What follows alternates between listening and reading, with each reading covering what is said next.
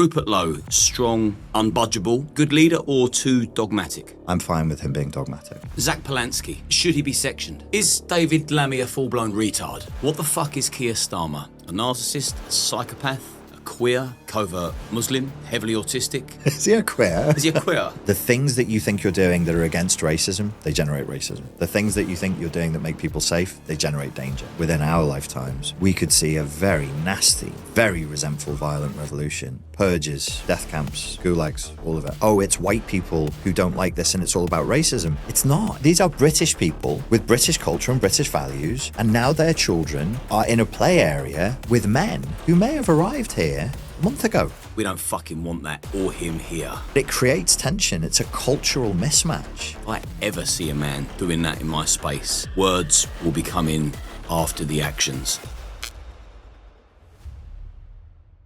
For the last year, I've been working with Ryan from Change, and now they're sponsoring our channel so we can keep bringing you these conversations. Change are the #1 mentoring program that teaches you e-commerce step by step where no previous experience is necessary. Whilst working with Change, I've seen life-changing money be made and community members free up more time to spend with their families. A successful business is not built overnight, and you would need to put in the work before reaping the rewards. The more you put in, the more you get out. The community are full of like-minded people, all striving for success and all willing to help each other. Change offer one-on-one training, online courses and group seminars so you get all the support you need to succeed. If you're looking for a new opportunity, get in touch with Ryan via Instagram at RyanJB and he'll take you through all the steps to building your own successful business. Richard Grannon, welcome back. It's good to be back. Thank you for having me. Yeah, I'm glad you're back, particularly now. The state of the country. The last time you was here... The fucking state of this country. Hey, mate. You specialise in narcissism, psychopathy. It was very abuse heavy. Now I want to pick your brains on how narcissism is affecting society, culture, the family unit, politics, and on the whole, the country. So I would say the first question is, how do you think narcissism, what impact is narcissism having on the country as we live and breathe at the moment? I think probably the way to approach that is to go back to sort of like basic principles. Narcissism is a disorder that it fundamentally functions as a defense against reality. So we all do this. We all have like our little internal picture of what reality is, and then reality's out there. If it largely matches, you're largely sane. If it starts to drastically mismatch, you've become insane. These are not modern trauma-informed clinical terms. We don't say sane and insane, but that's how I say it. A sane person, their map of reality, largely speaking, maps against reality. Someone who's drifting into non-sanity, the map that they have is just breaking away. So the narcissist has a delusional view of reality. It's not reality-based. In fact, the point of it is to defend against reality. So where you see policies and ideologies that are trying to enforce a fantasy that's a total breakaway from reality, we can say some of these start to look like narcissistic defenses more than a political ideology. So what do you think the main thing is the public are missing when they're being gaslit, for example, and they're just getting sucked into this political tornado that we're in, and they don't really know, which way we're heading, where we're going. A lot of us are living in fear at the moment. Yeah. What are we missing? What can we look for to be able to separate narcissism from realism? Because it's a fantasy-based disorder that really, really, clings to delusion. I would say utopianism. If you see lots of utopianism, you're probably looking at something that's quite narcissistic and it's not rooted in reality. So as a narcissist, I can draw supply. I get a thrill. I get excitement from forcing my delusional view of reality onto the world. That's what narcissistic abuse is. I'm forcing you to see the world the way I see it, but that's not reality. That's my fantasy. That's my utopia, in which I'm wonderful and amazing, and reality is like this, and this is a film that you've just entered, and I'm the star of the movie, and you're a bit part player. That's all part of the narcissistic fantasy. I'm not saying all of the political ideologies I can see on the table look like this, but some of them very clearly do. They're not rooted in reality. They're rooted in utopianism and rooted in a fantasy. That's what the public can look out for. So, in your opinion, would you say that certain political ideologies are narcissistically abusing public.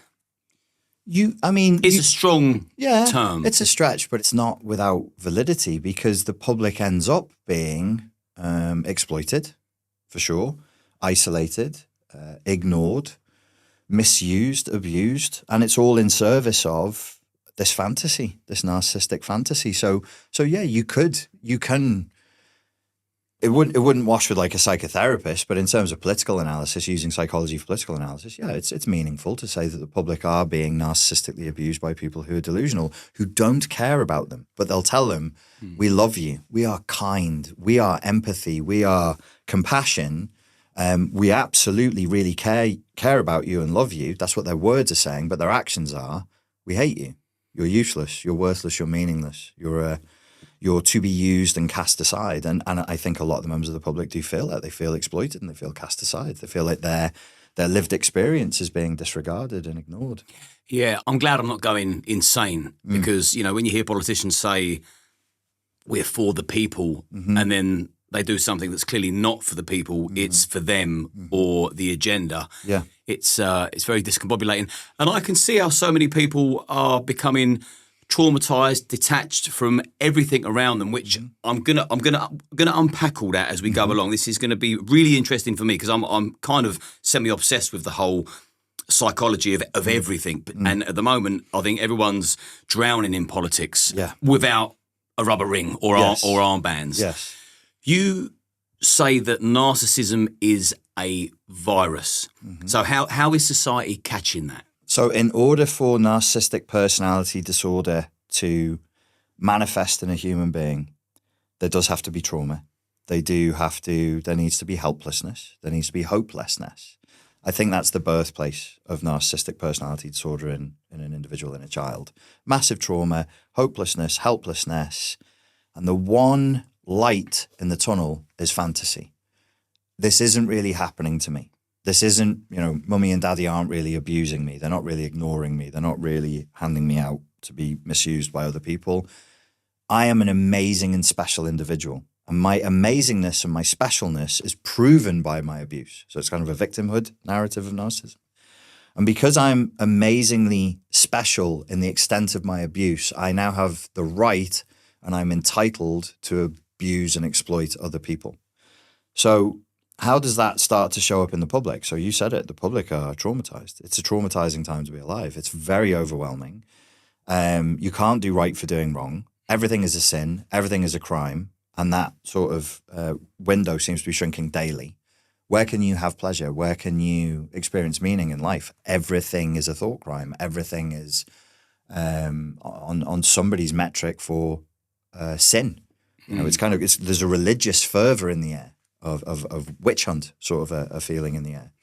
So the public are traumatized. So then member of the public, I can't sort through this tidal wave of contrasting, conflicting information. I'm overwhelmed.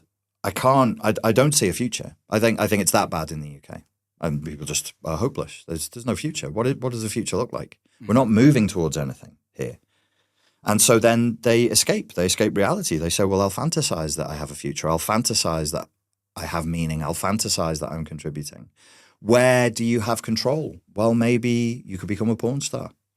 Maybe you could run an OnlyFans account. Maybe you can sell drugs and you would have significance on your local estate, or maybe you can hunt fame. Maybe you can, there's ways out, but they are unfortunately tragic and the defeat is hard-coded into the foundation of the effort. God, that's very deep. It's dark as well, mate. It's deep, it's dark, and it's funny because people are going to respond to trauma from narcissistic trauma, but then go on to behave narcissistic themselves. Very common. Fame, porn. Yeah. It's all narcissistic. So if I narcissistically abuse you in order to keep you hooked, it's like with drugs. I'm addicted to narcissistic supply, undue adulation and worship. I shouldn't have it, but I'm stealing it from you. I'm stealing it from the people around me. And I want to hook you in. I've got to give you a little taste. You've got to have a little bit of that. It's quite nice that. It's very difficult for the victims of narcissistic abuse to hear this and to work through it. But this is my 9 to 5, as you know, has been for years. It's not that we become a narcissist or we develop NPD, but you do end up with a narcissistic worldview because you're trapped in that fantasy. And the fantasy, let's keep it to the UK because that's where we are and that's what we know the best, is there's no meaning to anything. Everything is incidental. There's no faith, there's no God, there's no big dream, there's no big picture that we're moving towards. There's only consumerism. All you have is your body. You're born, you live, and then you'll die. So consume as much, have as much pleasure as you can, self-gratify as much as you can, worship yourself as much as you can before you pop your clogs, and that's it. It's that I think once we started from those ideological coordinates and we took, nobody knew this consciously. Nobody was doing it consciously. They were just like, well, this feels like shit. This feels like shit, but this feels good. So I'll do this. I'm not like casting judgment on anybody. It's just, it's a system and there are incentives in the system. And whatever behavior is incentivized, we're going to move towards. And unfortunately, the most narcissistic behaviors are the most incentivized, narcissistic and psychopathic. And so, yeah, we use narcissism as a defense against the narcissism. And that's the virus. That's how we catch the virus. How very sad. And I'll put my hands up and say I'm guilty of that myself in the past and previous situations. But I like to think I'm mindful enough to identify when I'm behaving poorly. Yeah. And then course correct. Yeah. Zoo psychosis. What is that and how does that compare to modern day politics? So there's what are the parallels? What are the parallels? So it's not a proper clinical veterinary term. It's something I think that was coined by people who are involved in animal welfare. And they said, you know, the animals, when in captivity, they'll start rocking, they'll start walking in circles, they'll chew the bars, they'll pull out their own fur, they'll pull out their own feathers. And they called it 𝐬𝐮𝐬𝐫𝐞, zoo psychosis together, 𝐬𝐮𝐬𝐫𝐞. Right. So if an animal is in an environment that it's not evolutionarily adapted for, it starts to go mad and it starts to suffer and it starts to engage in neurotic patterns of behavior as a form of self-soothing. Where we started to see that happening with people, I mean, you just walk down the street, you can see people are talking to themselves, they're stimming, they rock, they chunnel away to themselves. Sometimes they'll when they think nobody's looking, they'll do repetitive gestures, they'll hit themselves. And many of our gestures in our lifestyles are repetitive and meaningless self-soothing gestures that might reflect that we've created an environment that is not a good evolutionary match for the creature that we are. So we're sort of banging our heads against the bars of the zoo. Politicians are humans. So the bigger category is humans. Downstream of humans, you have politicians. I can see it with them as well. I see the hopelessness. I see the helplessness. This is just me speaking to you personally, even though there's a camera. I don't believe any of them believe anything that they're saying. Me neither. That's quite frightening. Yeah, very. Yeah, why do you think that is? I don't think anybody believes in anything now because everything is broken. What institution? You want to go to the church? Go to the church. You want to go to mosque? You want to go to temple? Go ahead. Who in a postmodern time could naively believe? There are people, they cling to it. Fair play to them, no disrespect. Do what you need to do. We all have our means of coping. You know, I go to the gym, I read books, I do this, I do that. But I know I'm blue-pilling my way through a period of cultural deterioration. I know I'm blue-pilling. I know as well, I have narcissistic defenses as well. And I know when I'm engaging in a narcissistic defense. I know after I've done it. I don't know when I'm doing it. Afterwards, I'll be like, that's probably not really true. Anything that you were just thinking and feeling there, is it really? See, I kind of know I'm doing it when I'm doing it. Okay. I sometimes purposefully do it, or I have purposefully done it, and I check myself because I think I don't like this person. Yeah, I don't want to digress, but it is for the people who are interested in psychology, it's a very contentious personality disorder in the literature because if you are mentally ill, I'm using old-fashioned terms again, sorry, but this is not a woke podcast, particularly, is it? Not particularly. Not particularly. So if I say sane and insane, I'm aware these are arcane terms, but I find them easier to grasp. So if a person is engaging in this kind of thing, I can see where they need to cope and why they need to cope, and I see it myself as well. Okay, where am I being grandiose right now? Yeah, I'm being grandiose. Am I being delusional right now? Yes, I'm being delusional. Are we being exploitative? Okay, we can't. I'm allowed to be grandiose. I'll let myself be grandiose. I'll let myself be delusional. Exploitative, sucks, bad karma. I didn't like it when people did it to me. I'm not going to do it to anybody else. I think everybody's overindulging in delusion. Why? Because there isn't a counterbalance in reality. What should we do? What is our country? What are we for? What is the nation? Where are we going? What are we moving towards? Our politicians don't even have the guts to say, because it's not. It'd be weird, wouldn't it, if somebody stood up and said, ladies and gentlemen, this is the United Kingdom, and I believe this is our future, and this is what we're going to move towards. I mean, Cool. Colonialism and slavery was okay then, you fucking monster. So you're racist then. And I'm like, how did we get here? You should be able to say, this is an enterprise that's engaged in good faith. Were there historical mistakes? Yes, people have made mistakes. Was some of it bad? Yes, some of history is really nasty. Can we say, despite all of that, this is where we want the country to go? Yes, we should be able to. At an individual level, people should also be able to say, this is what I want my life to be about, and then have the fortitude to fight against it. But if everything is a potential crime, it's hard to express that publicly. I want to get married and have children. Oh, so heteronormative are you? So you hate gays then? Oh, you want to have children, so you want to increase your carbon footprint. The cell that we sit in of acceptable attitudes and behavior is getting smaller and smaller, not year by year, but month by month. So I leave the UK and I come back and I'm like, the cell shrunk. Yeah, it seems to be everywhere. People will twist your words purposefully. They'll respond to things that you haven't even said. Yeah. You'll be accused of stuff. People think they know your mind better than you. And I'm like, this isn't just a one-off now. Which is narcissistic abuse as well, by the way. And I've seen it. I've seen it on your channel. I've seen it on Andrew Gold's channel. I've seen it on other YouTube channels. It's in what sense? The particular thing that you mentioned there is, I would call it mind reading, where it's like Liam said this. That's absolutely what he said. We can't deny it. There it is. And I hear you say it with a particular tone of voice at a particular point of the conversation. I'm like, yeah, I know what he's saying. It's a joke. Well, he literally said this. Yeah, he meant that. He meant that. And I go, why don't you ask the man? Instead of telling him what he meant, or whoever meant, why don't you ask them? No, I know. Who the fuck do you think you are? I think you're a fucking mind reader. We've all said things off the cuff that have different meanings in the moment. The polite thing to do would be to say, oh, Liam, I heard you say this. What did you mean when you said that, mate? In good faith. And then you could say, well, I wanted to say this, but it came out as whatever. When I rigidly say no, I know what Liam meant. How? Are you God? I can't read your mind. I can't see inside it. I don't know what you're saying. That is highly narcissistic.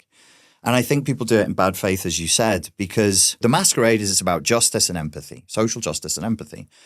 You care about social justice. I care about social justice. We've discussed this personally many, many times. But what they're doing is they clothe a nasty game in the regalia, in the costume of social justice and empathy. But the game is actually got you. Got you. Now you fucker. You stood on the landmine. Look what he said. And they're junkies. It's a kind of narcissistic supply, sadistic, psychopathic, narcissistic supply that outs people. And that seems to have affected everybody. Like we out someone every fucking week now. A place like X, for example, is the perfect ground for a narc because you can just be constantly on the hunt for that particular supply. Yes. Got ya. You meant that. Quote tweet. Look what he said. He meant this. Yeah. It's like, what are you talking? How come you know me better than me? So social media must be playing a big part. Big part of it. The devices themselves play a part in it because there should be a space between the signal, the interpretation of the signal, and the reaction. That's how we are evolved to communicate. You say something or you signal something. There's a gap, and then I'm gonna receive it, and then I'm gonna process it. The devices, the tech, it moves at the speed of electricity, so it shortens everything. So it makes every single communication cycle very, very tight and very, very short. And one of the problems with that, we know from the psychology research, is the shorter and faster the communication is, the more aggression is read into it and the more aggressively people communicate. If I send you a letter, dear Mr. Tuffs, on the 14th, blah, blah, blah, and you have to go through and read that letter, the chance of you responding aggressively, it goes down. If you hear my voice, the chance of you responding aggressively goes down. This is all fast, it's short, and it's voiceless. There's no human quality. There's no irony. There's no humor. There's no I mean, so it makes things aggressive. So social media and tech has dialed up aggression and bad faith communication. I used to run martial arts forums. Occasionally, martial arts videos come up on Instagram. People are discussing the right way to throw a left hook. They start at level 10 aggression with each other. Well, you would fucking dig that, you fuck it. And I'm like, you're all boxers. What are we doing? But that then resets as the norm. So the cell that I was talking about before that's getting smaller and smaller, slowly, covertly and quietly, the normal level of political discourse now starts at something incredibly hostile and incredibly bad faith. And that's a shame. Shit, man. It's bad. Society has got used to playing narc tennis. Yeah. Boom, boom, boom, boom, boom. Yes, and that's a really good shorthand for X and Twitter, narc tennis. Yeah. Narc tennis. I'm going to spice things up a little bit now. Okay. What the fuck is 𝐾𝐨𝐧'𝐭? Is he a narcissist, a psychopath, a queer, a covert Muslim, heavily autistic? Did you say a queer? Is he a queer? Is he a queer? What is 𝐾𝐨𝐧'𝐭? If I answer you, could I get debanked? Yeah, are we going to get arrested? Our doors kicked down? I reckon we just roll the dice and All right, let's see. I'll take the heat. Okay, let's see what happens. Put me in the cell next to him so we can have something to talk about. I only mentioned the a queer thing because he's had some rent boys that have been disgruntled with something or other. Yeah, I mean, what is he? A human sock puppet for the globalist agenda, perhaps? Is there anyone home? Is there anyone there? I'm not sure. Now, I've never met him. But when I see him speak, I don't see a man with convictions. Again, there's this empty sock, empty wank sock of Satan's jizz. I'm not saying 𝐾𝐨𝐴𝐵𝐿 is, but many of the political class are. See See what you've done there. Canelo, that one. Slip the jab, bob, and weave. Boom. So some of them are like empty receptacles for something that seems to be at times quite dark and quite evil. Look, I'm gonna use the term that will have people think I'm a tinfoil hat wearing conspiracy theorist. But if you look at what some people claim a globalist agenda is, and then you look at what is happening, they seem to be doing something that looks like it's not for the good of the country. It seems to be that they don't believe that there is a country. It seems to be that they don't believe any individual country should exist at all. And if that is what they believe, okay, I would like them to come out and say that so that then I can assess all of their action afterwards from that point of view. You don't like the idea of a nation. You don't like the idea of boundaries. You don't think countries should exist at all. Okay, could you have told us that before people voted you in? That would have been rather decent of you. I've got a more sensible question, but I'm going to sandwich one in. You do what you like. It's your podcast. Is David Lammy a full-blown retard? He's going for it today. Fucking hell.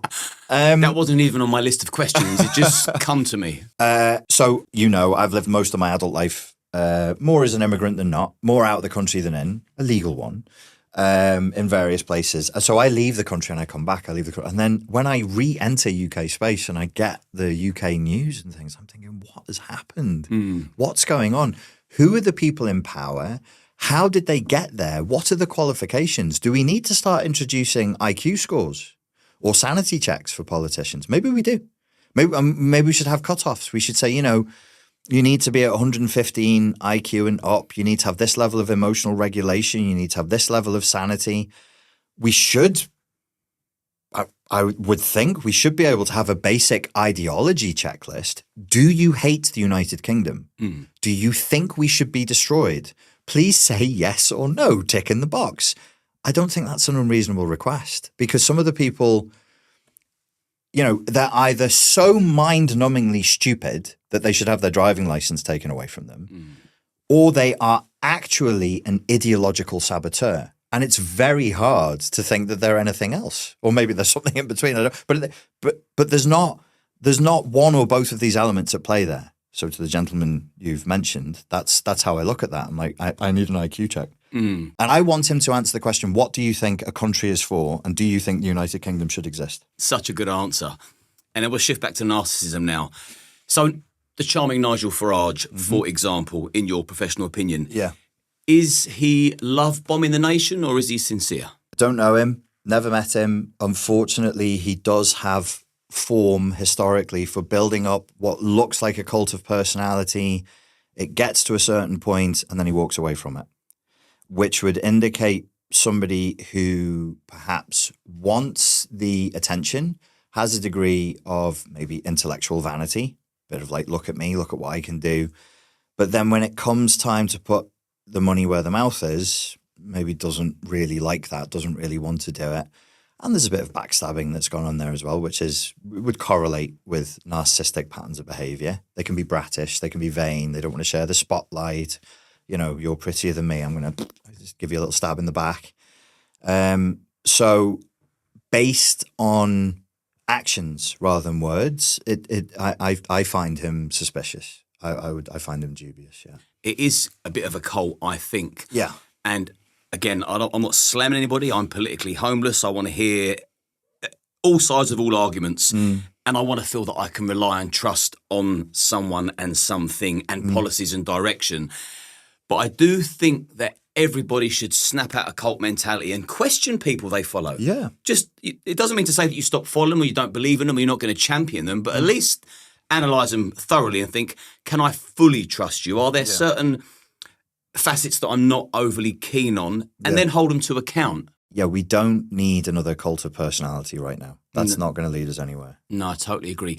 Now, Rupert Lowe, he seems strong, unbudgeable. Do you think he'd make a good leader or too dogmatic? We need strong boundaries. The people that we are dealing with are very vociferous. They've got loads of energy. They really believe in some strange things.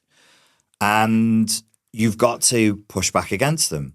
How agreeable, how open can you be with people like that? Me, personally, I would say zero, none. The right attitude is to say, no, that's nonsense. I'm not hearing it anymore. Shut up. We've listened. We've listened for decades now. We've said, the people that we never used to listen to who are on the fringes. People like me, I was woke. It wasn't called woke back then, but a social justice warrior when I was 21, 22 years old. I was all for that kind of thing. And generally speaking, back in 1999, we weren't listened to very much. And then for some reason, I grew out of it rapidly by the time I went to work, 23, 24, 25. It was like, okay, the world just doesn't, the map of reality I've been given, as I mentioned earlier, is nonsense. That isn't the reason why there is pain and suffering in the world. But for some reason, I then watched from like 2007 onward, people who were like me, who were woke, who were social justice warriors, they were being platformed more and more and more. Then government started platforming them. Then businesses and corporations started listening to them. And then right the way through to the military, to the Royal Air Force, listening to, the scandal with the Royal Air Force. It's insane. We don't want any more white men to fly our planes. Insane. It's wild. It's actually beyond belief. It is. I mean, if you wrote a sci-fi story in 2002 and that was part of the story, you would say that, come on, like obviously the military's not going to do it because they're held to account. We're tested by Russians in our airspace at least once a week. It might even be more. And we have been for decades. It's just the thing. Russians just fly in and go, hey, peekaboo, and off they go. So it's not like we've lived in a huge length of time of peace and there's no need for it anymore. For some reason, we started to platform people like that. And then the expansion of that platform grew and grew and grew. And now I think it's time to say, okay, guys, we gave you a chance. We gave your worldview a chance. We've given drugs to children that change their, you say they will change their hormones and they don't. It's all medical barbarism. There is no safe and effective way to do these things. We've let biological men in female spaces. We've let them in female sport. We've done everything that you said. We ran the experiment. We're not happy with the results. We don't like this. We're not doing it anymore. And I think you do need somebody like that because what he faces, it's the cool thing. The cool thing is to be very liberal, very left, very woke, because you sound nice. Oh, I just want to love everyone, give everyone a chance. That's cool. That's so non-confrontational. It's so nice to be able to signal what a wonderful person you are. And it's the cool thing. So the impetus, the inertia, the wave is already in that direction. I can't stand up there and say, listen, guys, we now need to think. No. You need somebody who's rigid and dramatic. Who's just going to go, no. Tell us why. No, we're not doing it. No. Hard boundary. No, we've already done it. It's not worked. It may have done irreversible damage to the nation already. We don't know. But the only way to find out is to have hard boundary. No, we're not doing any of that stuff anymore. That's done. We're not going to be mean. We're not going to be sadistic. We're not going to persecute you for having tried, but your time is over. No, it's finished. Done. I'm fine with him being dogmatic. Zach Polanski, should he be sectioned? I mean, we could maybe rattle off a few of his policies just in case people haven't heard of him. Pro-open border, supporter of Hamas. I think he's a gay Jew and he's pairing up with Islamists. And we know what Islamists would like to do to Jews and gays. Yes. I mean, they must think it's Christmas, like 2 for 1. Yes. These are strange bedfellows. Very, very strange bedfellows. And I think that shows you queers for Palestine, queers for Hamas and that kind of thing. I think it shows you how far into the realm of delusion we've gone, because those things don't match. And is that narcissism, to think that you can be a gay man and support Hamas? A gay Jewish man supporting Hamas. And get away with it scot-free? Well, you can here in Disneyland, where everybody's delusions are indulged and everybody's fantasies are taken as reality. Send them to Palestine. Let's see what happens. But is that not? Do you think that's narcissism in itself, or just absolute delusion? Well, let's be fair to you. If grandiose delusion is the linchpin of narcissism, then yes, I would go so far as to say, well, I can see the grandiosity and I can see the psychotic levels of delusion.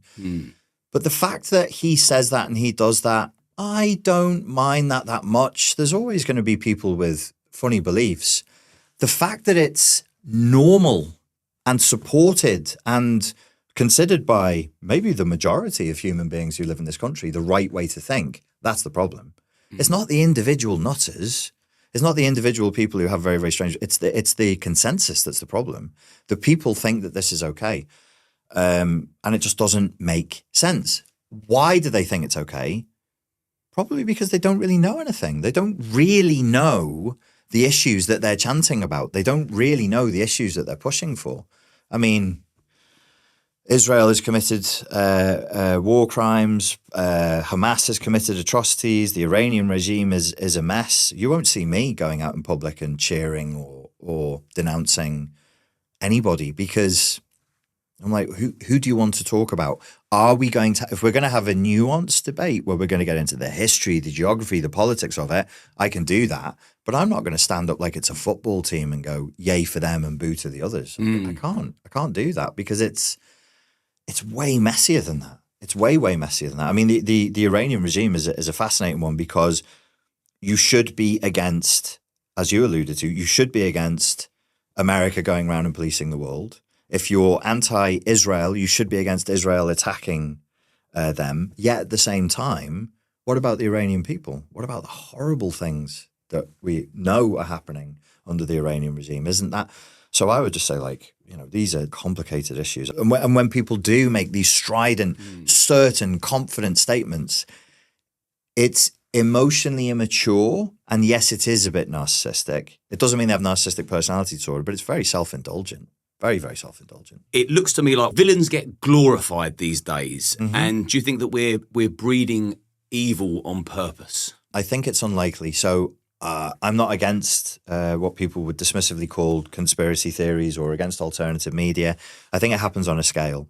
There are conspiracies. There's no doubt that there are conspiracies. There's probably not one big one. There's probably tons of little ones, and they fight against each other. So over here you have, it's engineered, it's a conspiracy, and over on this side of the spectrum, it's just an emergent thing that just happens. Everything that we see in the world is somewhere on that spectrum. Some things are emergent and it actually suits the needs of a conspiracy. Does that mean that they caused it to happen? No, but they'll take credit for it, so on and so forth. I just want people to be logical when they think about it. I think the tendency to produce people who are pathologically self-centered, no empathy whatsoever, this is the kind of evil you're talking about, right? the pathologically self-centered and no empathy sort of people. Yeah, very low empathy to no empathy. Mm-hmm. Addicted to power and control. And I've always believed that you should never give anybody power that craves it. Yeah. And just the amount, people are out on a bloodlust these days. Yeah. The more devastation they see, the more they get off on it. They're obsessed with watching torture on X. Yeah. Those sort of people, they seem to be becoming more and more bigger and more emboldened and desensitized to it. Yes. It's like they're feeding off the evil. Yes. Is there someone at the top pulling the strings purposefully? It's a bit of a conspiracy, but well, it would. You could always filter it with the cui bono, who benefits. So yes, there would be a benefit to dividing people. There's benefits to fostering political extremism in some of the wealthiest, most powerful countries on earth, and watching them slowly deteriorate and degenerate into states of civil war. There's a point to that for sure. For sure, that's happened. I do think some of it is emergent. Some of it is just, consumer capitalism. If what I want, so I'm a consumer capitalist, I want a nation of people who are buying stuff, not that they need, which would have been in free market capitalism, but consumer capitalism, I want them buying shit that they don't need, consumerism. I need them agitated. I need them angry. I need them depressed. I need them lustful. I need them jealous. Peaceful people don't buy. Peaceful people would ruin the economy. If everybody just took a chill pill and started doing Zen meditation and hugging each other and go in the gym and have Zen meditation. The economy would crash, man. Like a lot of what we do because we're in pain. The porn consumption, the drug consumption, the alcohol consumption, we're just in pain. We're just suffering. It's that psychosis again. If we returned to each other and there was some unity, all of that would drop, but it wouldn't be good for a consumer capitalist model of an economy because people would stop buying shit that they don't need. Yeah. We're purposefully put into a state of trauma. Yeah. So we're always looking for a new bandage. Yes. And that's all it is, a bandage. It's a bandage, yeah. So we've got that. Putting a plaster over a deep wound. Exactly. So you could say like a bandage-based economy. What's the next bandage? Hit of dopamine from social media. I'll take my antidepressants today. I'll have a little drink later. So on and so forth. Why is that happening? Because it's emergent and it's a conspiracy as well. We've sort of drifted apart from each other. We've drifted apart from what is important and from what makes life living and from what makes life pleasant. And we're now we're not a good evolutionary match for the environment that we've created. So as a species, we're the victims of our own success. The tech and the safety is torturing us and killing us. Yeah, and a lot of people, I think, are dehumanizing humans. When I mentioned evil, I even wonder, do people even realize what's evil and what's not? Bomb them and kill them and eradicate them. It's like, you do know what that means. If people think in stereo and you paint a picture, that means that some child's going to get their limbs blown off for political gain. Yeah, and that has been one of the answers I've had is like, how many, if we're going to bomb them from space into submission, which you can't do, how many civilian deaths would you live with? Do you tell me a number? How many tens of thousands, hundreds of thousands of innocent Iranian civilians would you live with? Could you stomach? Do you have the stomach for? And then if it's boots on the ground, how many British, allied, American, Canadian, whatever soldiers are you prepared to see coming home with limbs ripped off from IEDs? How much suffering can you stomach to get what you want is a good question when we're asking, when we're talking about these things. And so there is a kind of a non-empathetic little e evil that comes in on the back of that. Yeah. These are news stories. I'm not smelling. I don't know an Iranian who lives in Iran. I can't see the impact on a family that I know. I've never been in their house. I've never drank tea in the living room. If I had, as a human being, as a limited animal, as a primate, I would feel differently. The policy you wanted, the big bomb, we're going to send it. Wonderful. I've never been there. Bomb them until I feel better, please. Okay, do you remember that family that you were with last week? They're also in the bomb zone. Could you push the button, please? The hand's going to shake. We're too distant from the problems. We can't see it. It's not right next to us. And this is where I'm still perhaps naively an optimist.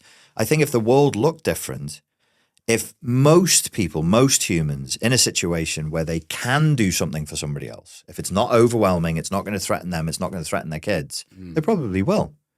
They probably, because they do. You see it all the time wherever you travel. People will help each other out if it's not going to ruin their lives or risk their lives to do it. So there is goodness in the world. There is goodness in the human heart, but the system itself promotes this kind of little e evil that I think you're referring to, where they're just distant. They're just numbers on a screen. It's just a news story. It's very acidic. You know, it's just Hollywood. It's just Hollywood. It's part of the digital cocaine we're consuming every day. Digital cocaine, that is brilliant. Digital cocaine, yeah. We're consuming news as entertainment. That's probably not a good idea. I probably shouldn't be getting a hit of righteous indignation and outrage every day from the news. Probably not. Because you're wiring me to feel a certain way. I'm sick of just bomb them. What? Bomb them? Who's them? Who is the How many of them? How many? And for how long? And you know, so the system needs reviewing, I think, because it distances us from the reality. And maybe people who aren't educated on subjects shouldn't be allowed to make decisions that affect those subjects, maybe. We do just go in gung-ho and we don't really think of the consequence. And also, like, decisions that you make that you think are going to be good for you, sometimes they come back to bite you on the arse. Well, this has been my, what I've wanted to say to, I still have friends who are very left-wing, very, very woke, and I'm trying to say to them, look. Fucking bomb them. Bomb them from space. The things that you're trying to do, you're actually creating violence. And they go, listen, Richard, you stupid white middle class man. These fucking white men, they're so stupid. They literally say that to me. Yeah. My younger friends in Prague, they're all woke, trans, poly, whatever. They're creative people, you know, they're in the arts and theatre and all that. I love spending time with them, but they're daft. You're trying to do something that is not human. And I'm not a politician. I don't understand politics enough. But there seems to be this, as a psychological view, a desire to think of all people as simply blank slate good. And as I just said, I'm very optimistic about human nature, but I know there is evil in people. You did nightclub security for many years, as did I. There is evil in people. There's evil. In all, there's evil in me, there's evil in me, there's evil in you. It wouldn't take many environmental pressures before we'd be off to the races, you know, doing whatever people have done historically. Oh, I know that if anybody was to harm a hair on someone's head that I love, I'd become evil real quick. Yeah. I know that. We're looking at soldiers in various parts of the world and there's just nothing behind the eyes. You can see why evil becomes contagious, can't you? Absolutely, absolutely. When will you stop punishing the enemy for the death of your child, your sister, your wife? Never. Until they kill me. How many people need to die before that's washed away?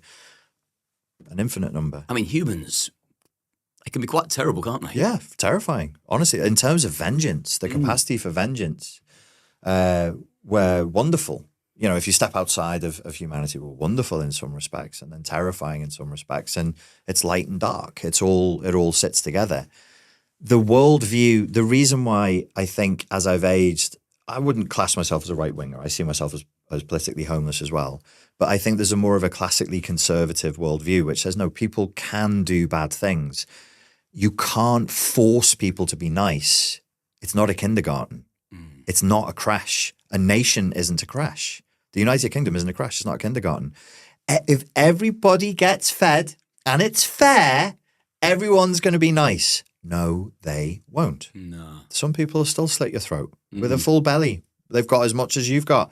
They'll still slit your throat while you sleep. Why? Because they can. Because that's just, and I think that's where the tension is and where the frustration is. They really believe they're doing good.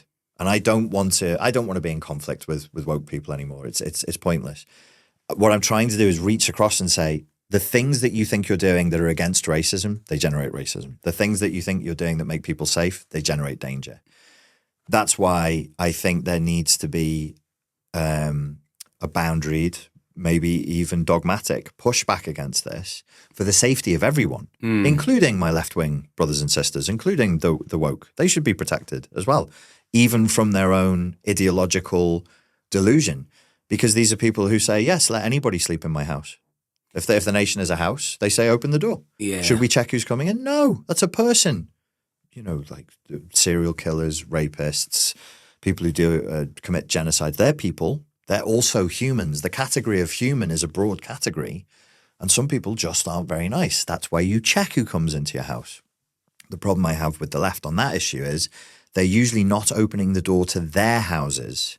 They're usually opening the door to someone else's house for them to deal with the problem. That's a problem. That makes me frustrated. Unbelievably selfish. Yeah. And I don't understand how they can't even see it. Even when you explain it to them, they can't really see it with 20/20 vision. No, they can't because they've not lived it, and that's the problem. It's a limitation with humans, isn't it? If we've not lived it firsthand, they need to go to community centres. Yeah. They need to go to drug rehab centres. They need to see where people are being forced to do their shopping in this country and under what conditions. You go shop there. Yeah, you get to go to the shop wherever you live in your nice place in Cheshire or in the nice area of London. You pop down to the M&S. Let's go here. Let's go there. I'll take you to some places in Liverpool, in Birkenhead. Go to the shops. Go on. Tell me how you feel going and shopping there. This is why I think a lot of politicians, it should be mandatory for politicians, if you're going to stand in Parliament and start preaching and teaching and putting your rules in place, your boundaries and your policies, I think it should be mandatory that you go and spend some hard time in some hard places because you need to be able to relate to everybody, not just your pompous mates at the squash club. 100% agree. And I think the other issue that can occur on the left is things are reduced to very, very simple. Everything is oversimplified. So they'll say, so here we have white people who have a problem with brown people and they just don't want to live alongside them because they are racist. Okay, do you not think there are black families in this country who are not comfortable with people coming in from other cultures that are not compatible with British cultures? Black families who've been here for hundreds of years, they're British. They don't like it. It's not. Why do you keep reducing it to this patronizing, simplistic, it's white people who don't like this and it's all about racism? It's not. It's for me personally, I think the source of the problem, it's cultural. There are different cultural codes. Agreed. I just recently spent time with a very privileged person who lives in a wealthy white area in California. And then I took her and her two little boys to Slough, to a recreation centre in Slough. And the little boys, their eyes opened wide and her eyes opened very wide. She's very much on the left. And I was like, you look at this. She was. Now go and take this home. You need that. You need that experience. Like, look at what's happening here. I know you don't. I knew with her she wouldn't want to admit it because she's terrified of being racist. But it's not. It's not a question. These are British people with British culture and British values. And now their children are in a play area with men who may have arrived here a month ago. There's a guy, it's a soft play area, where kids can go down slides and jump in the pools and stuff. And there's a guy who's just lying across, there's 4 slides, and he was lying across 3 of the slides. A fully grown man, just like this, on his phone, where there are children. How does he not know? But he doesn't know. I don't think he was doing it maliciously. I don't think he was doing it with any evil intent. He just doesn't know. But it creates tension. It's a cultural mismatch. You can't just throw people in together and go, all right, fucking get on with it then. And I think it's fair to say and think and feel that even if he does or doesn't know, we don't fucking want that or him here. We don't. And I would like to live in a country where it is possible to say without the ceiling falling on my head, excuse me, mate, don't do that. And I went to other areas where kids play in Wales, in Liverpool, in the Wirral. None of that happens. Nothing like that happens. But if you are an area where it happens, you should be able to say, excuse me, don't do that. It might be normal where you're from or whatever, but like that's a kid. I don't want my kids going around you, a fully grown man who's lounging around lying on his back. Why are you doing that? You see all the other adults, they're sat over there. Go sit with, but I can't. I can make you a promise here if you like. If I ever see a man doing that in my space, words will be coming after the actions. Really? And that's a fact. Yeah. Oh, yeah.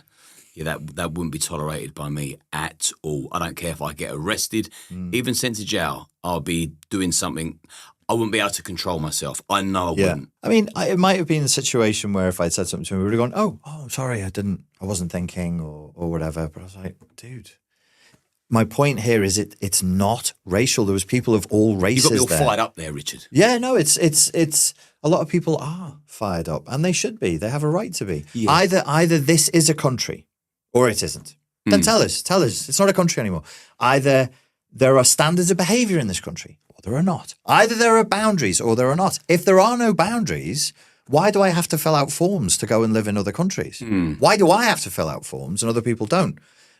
It must be fair. It must be reasonable. And by the way, this is one of Tommy's talking points. I don't think it's fair to him, the guy in my story, or to people like him to be just thrown into the mix with no training, with no standards, with no boundaries given to them. I think what Tommy said was they're effectively weaponized against the host population. That's like a human weapon against the host population. It's not fair to them either. They shouldn't be being used like that. They shouldn't be exploited like that. This is where it gets really dark because I believe it's all purposeful. I don't think any of this is an accident. You don't think it's emergent? You think it's conspired? Millions of unvetted men flooding the country. Oops, how clumsy.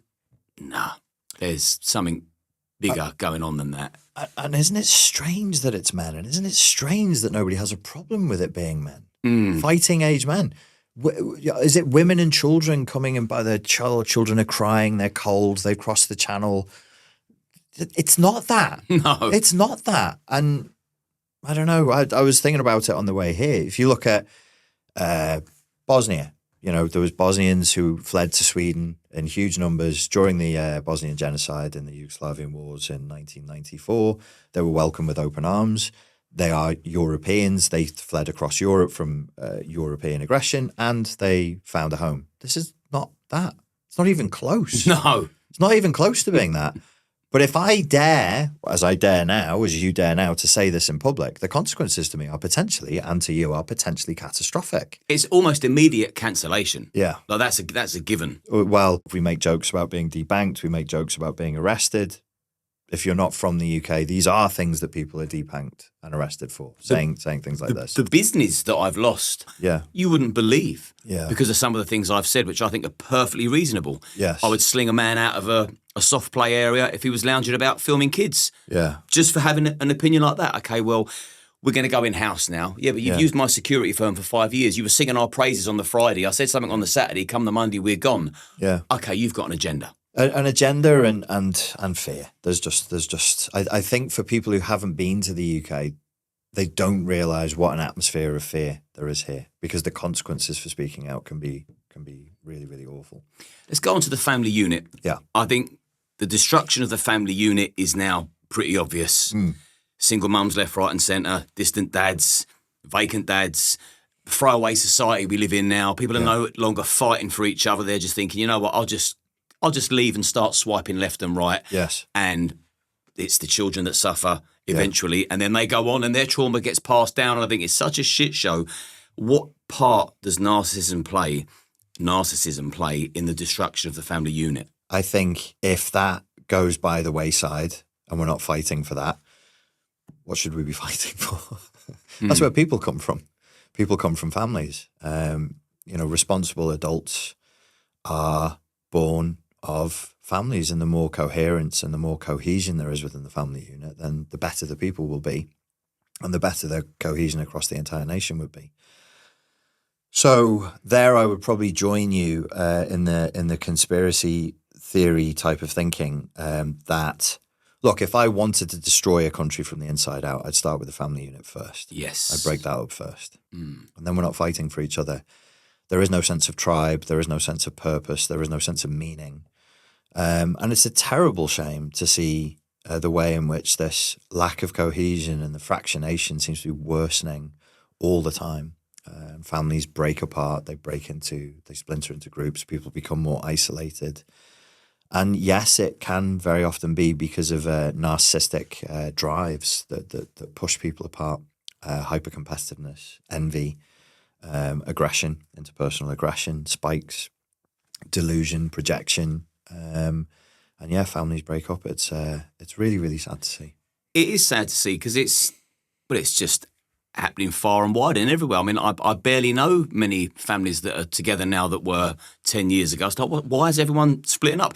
And when I thought about the narcissism, I'm thinking, is there someone in the family unit that's become narcissistic because society's moulded them, and they get to a stage where they think, I'm bigger than this relationship. I'm bigger and better than this family. I need to go elsewhere and get more supply. It could be that there is an example of a family that I know. It's the Sikhs and the former Yugoslavian family that came together, and just 16 years ago they would be partying together. There would be, there'd be barbecues. They were together all the time, and there was like a clan of about 30, 40 people who were regularly together. Very inviting. They'd bring you around for food and for drink rakia and all that. Gone. It's all, I just watched over the 16 years. It dwindled, and then I'd ask in my family, like, what's happened there? Oh, so-and-so fell out with that one, and this one did that in the business and stole money, and they're arguing over who owns the house, and it just dwindled and dwindled. It's now zero. There's no parties. There's no nothing. There's nobody goes round to this house anymore. And it's an example for me that my brain comes back to. I see it across the board. You said, is it because people get the narcissistic sense that they're too good for it? Possibly. I think once say if we were evil, right? We're demons, you and I. Once we've got the narcissistic coordinates set in to the culture, it can be any one of a number of things. It's multifactorial. So it could be envy. It could be aggression. It could be narcissistic injury.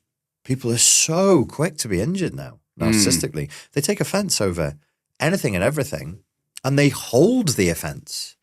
They really hold to it for years. And they want to get revenge for that injury. Exactly. So infinitely sensitive but infinitely vengeful is not a good mix. It doesn't lead to good group cohesion. You must be more resilient, you must be more robust, and you must be more willing to fix than throw away, and to try and resolve these things. But that takes a degree of emotional maturity, and it also takes humility. So sometimes when there's a conversation about culture becoming more narcissistic, I look at what is not there. So what is not there is kindness. What is not there is humility. What is not there is compassion. People are going to say and do stupid things. They're going to do it. Do you know, it's funny that you say that because it's something I'm working on internally. Okay. Is my revengefulness. Okay. Stop, think, analyze more. Yeah. Look inwards. Is the result of that revengeful move going to benefit you, or is it going to create more drama? Are you going to feel better by it? And I also know that revenge isn't healthy. And although there's certain things that have taken place recently, which we'll discuss off camera, all I want to do is seek revenge. Yeah. And really stamp down so it's remembered forever. Yeah. But I have to be the bigger person, and I have to kind of untangle my mind, reprogram it, and move forward and leave that revengeful side in the rearview mirror, because there is no future in the past. And I think you keep seeking revenge, you're kind of living in the past, aren't you? You really are. You really are. Are we rough? I'm 48 now. Are you the same? 46 the other day. 46 of the day. Happy birthday. Thank you, my love. I think as I look back on my life, I have a lot of regrets. I have never regretted not taking revenge. Never, not once. Not once. There's no landmark signpost on my life. I wish I'd got them back. I wish I'd taken my vengeance. If I chose not to, I'd be happy about it. Fucking hell, I've let them get away with something there. But these are not the things that keep me awake at night. These are not the things that fill me with regret at all. So yeah, I do think vengeance it's a perfectly healthy drive. Somebody's harmed you, you want to harm them back. That's healthy. But yes, to analyze it from a mature perspective in a detached way and say, systemically, what's this actually going to produce? What effect is this going to produce? What do I want my life to look like? Who am I? What's the essence of my being all about? Is this going to allow me to be more of that? Or am I going to waste a lot of time and energy and nonsense on something that's got nothing to do with who I want to be today? And I think the older I become, I think that we live in the land of challenging others. Yeah. I think it's far more healthy to keep challenging yourself Yes, rather than so. other people. I think so. Because then you do get the win eventually. It was an American friend of mine said to me, his theory was it's because of the reality TV we consume. People like in a Big Brother or Love Island or whatever context, they bring people to the table and then they berate them and hold them to account. Mm. And he was saying to me, he thinks it's like an entrainment, like people they lose the boundary between reality and TV. It's almost as though they know these people. And the primitive parts of the brain are going, oh, what we do is we hold people to account. And that's the right way to get things done. Not realizing this is reality TV, it's porn. Well, people love watching that shit. I mean, if you look at, I couldn't be any different from Piers Morgan. I want to hear what's going on inside your mind. Yeah. Piers Morgan gets people on to berate them and challenge every single thing that they've got to say and think and do, even when he's done exactly the same. Yeah. And I mean, his views and ratings are astronomical. So people are desperate to see that shit. Yeah, we love a good witch hunt. We love gladiator battles. We love car crash TV. We love to see people fail. We love to see stupid people because then we don't feel as stupid. We love to see delusional We've covered people. David Lammy. Yep. Richard, there's no need to flog a dead horse. The man is dead. He's down. Leave him be. We have an appetite for that, but not every appetite should be sated. I mean, because it seems to grow, right? And some of these things, I just think it's awful. I think it's garbage. And yes, I do think we should be holding ourselves to account rather than obsessing with holding other people to account. There's another thing that occurred. I don't spend much time in the country, but I've just done 2 weeks here. And for various reasons, I had to talk to people every day, which is hard as an introvert. I got lectured a number of times. And I was like, What about? Oh, the most absurd things you can imagine. See, the thing is that you don't understand, Liam, is war is bad. And let me tell you why. When there's war, people die. And with one of these lectures, I was like, can I stop you for a second? I need a pen and a piece of paper to write this. This is brilliant. You are a fucking genius. How profound. This must be a thing now, alongside calling people out. Yes. Is lecturing them. Yes, it is. Moral lectures. I've never thought about that until you've said it because I hear it all the time. It's like as if we don't know that marathons give people blisters. Right. So, the sky is blue, water is wet. Thank you so much for your wisdom, Yoda. That was just brilliant. Brings us back to narcissism. Purely. What about suicidal empathy?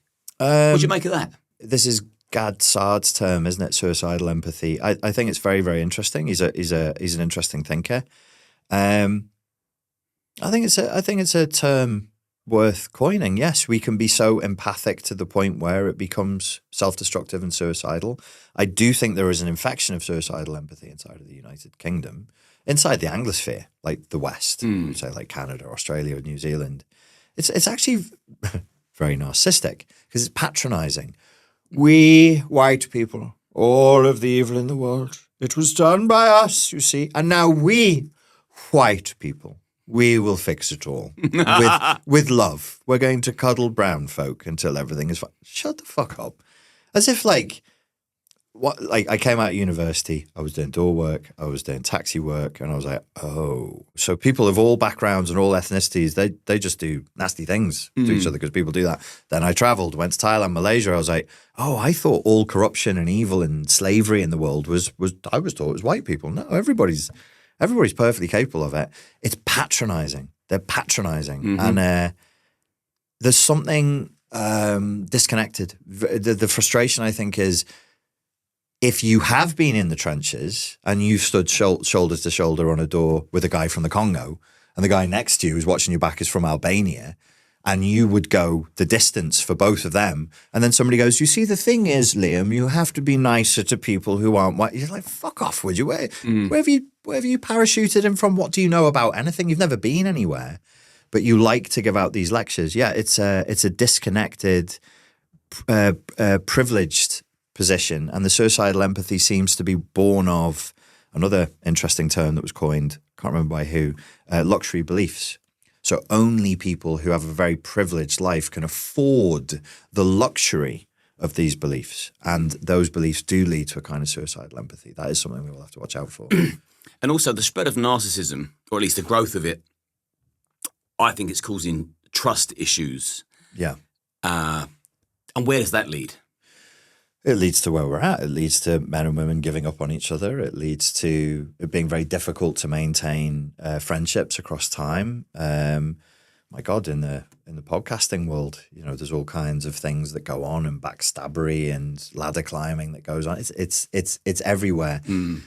Narcissism is that bucket term, but there are elements that maybe people don't know about it that are recognized clinically. It's hyper competitive. It's very envious. There's lots and lots of interpersonal aggression.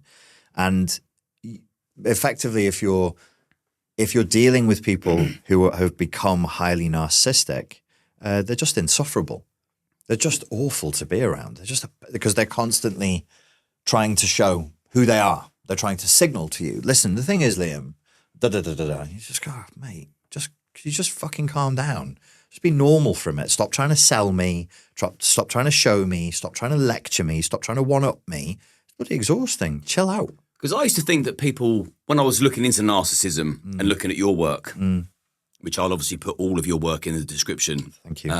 And I recommend you to everybody, not just someone that's interested in narcissism or psychopathy. Anything in life, I recommend you. Thank you. I mean, it's how we become friends. I found you on the internet and all of a sudden, here we are. Yeah. But people are apologising now for their own existence like they're codependent victims. Yes. What's all that about? The criminalisation of everything ultimately becomes the criminalisation of existence. You are here. You have a carbon footprint. Your every breath kills a baby dolphin. His every breath is killing a baby turtle. I'm appalled by both of you. It is of note that you're both white men, #JustSaying, murderers, evildoers.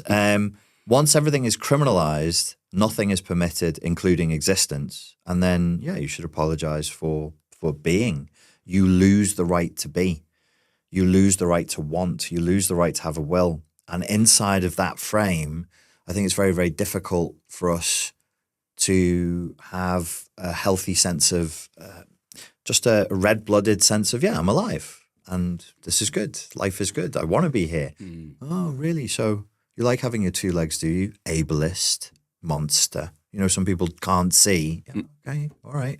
In this game, we're always forgetting some oppressed class of person. We're always committing a crime, and nobody's free of that crime. All of the leftists and the woke people, they will admit they're all guilty of those crimes. And they're constantly apologizing to each other. Please beat me, Heavenly Father, because I committed the sin of ableism today, or I said a heteronormative phrase. I'm like, guys, come on, this isn't living. That's anemic. That's bloodless. I'm for something with red-blooded. Let's just get on with it. It's fine. It's fine. We're here. Deal with it. Yes, stop apologising for being you and existing. It's fucking nuts. Yeah. So as we've discussed narcissism, and to a certain extent, we've all probably been abused one way or another by a narcissist or a narcissistic idea or regime or thing or theory. For sure. What's the everlasting damage that narcissism can cause somebody on the receiving end of that kind of abuse? Well, the thing is with highly traumatic experiences is that they can leave an imprint in the central nervous system, in the emotions and in the mind that makes you feel like it's happening now when it's actually happened in the past, which is a sort of one way of describing what post-traumatic stress is. So people who have been narcissistically abused can be left with a kind of PTSD. And so they feel it ongoing, even when all of the stimuli have left. The abusive father is dead. The abusive ex-wife is long gone, but your body and your brain is still repeating it. So that's one of the effects. The other one is a sense that because you were abused, you must have deserved it in some way. So you start to rationalize and go, well, there must be something wrong with me. I don't want to be abused again. Well, then you better figure out what was wrong with you that caused this kind of abuse in the first place. You must be evil. You must be sinful. You must be tainted in some way to have been the recipient of this abuse. So these are some of the effects. A lot of guilt and a lot of shame can come from the effects of narcissistic abuse. Can you see there being an extended hangover from the abuse that the public have been receiving from politicians? Well, historically, atrocities and genocide are preceded by humiliation. Right. And they're fueled by resentment. And I non-ironically, am very, very worried that within our lifetimes, we could see a very nasty, very resentful, violent revolution. And all of the humiliation, all of the PTSD, all of the resentment will then burst out psychically. And it will just go all over, everything, everywhere. Purges, death camps, gulags, all of it, I think is possible. Well, that's exactly what I fear. I just can't see us coming out of this unscathed after the treatment we've received. No. Before I ask you the final question, just tell all of my viewers and listeners where they can find you. If you put my name, which is Richard Grannon, into YouTube or Instagram, you'll find a bunch of my material, which will hopefully help you to recognize and recover from narcissistic abuse. Yeah, and anything else that you want to say that you do, just to give people a little, a taster of what you're all about and what they can expect to find. Spend the next couple of minutes telling them. I try in a non-dogmatic, non-hypocritical way to help people to recover from narcissistic abuse in a way that is non-cosmetic, that is long-lasting. And that can involve taking people by the hand and really having almost like a life philosophy change. Because sometimes it's their philosophy of life and suicidal empathy that leads them into the jaws of a predator, because they're trying to save them, they're trying to help them. So one of the conversations that I'm having ongoing with my followers is, okay, how do we let go of that? How do we let go of the idea that you owe everybody therapy?